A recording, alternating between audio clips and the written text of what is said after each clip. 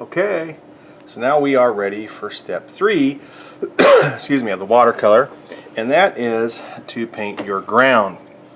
Now when you paint your ground, as you look at your watercolor tray here, and again, I would not recommend setting your watercolor tray on your watercolor, but I'm doing that only so you can see here a little bit better.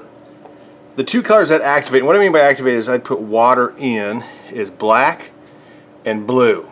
Okay, and here's how we're going to use it. We're going to take black and we're going to go right along our horizon line, just like this,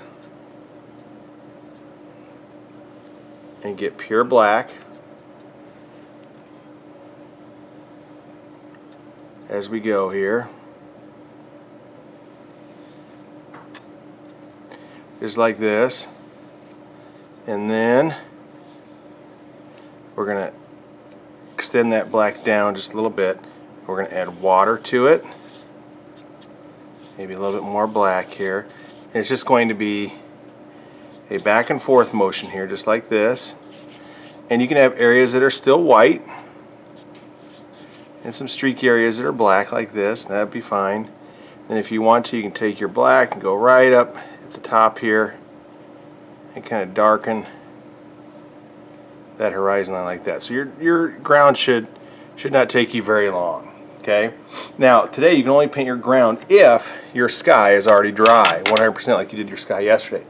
If you work back into your sky today, you cannot paint your ground. That's okay, because the ground takes minutes to accomplish. So when you're done with your ground, or you're done with your sky today, whichever one you're doing, then you're going to get a piece of paper and you're going to do a practice step.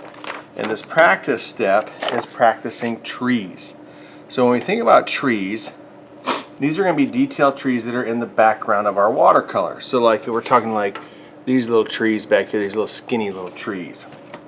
When you do them, we're going to take our pencil and first try to draw a tree out.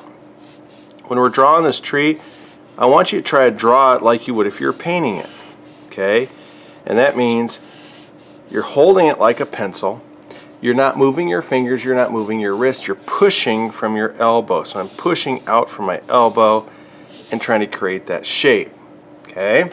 Now once you can draw a tree, then you can take your detail brush, and we're going to take our detail brush and just practice drawing a line. Okay?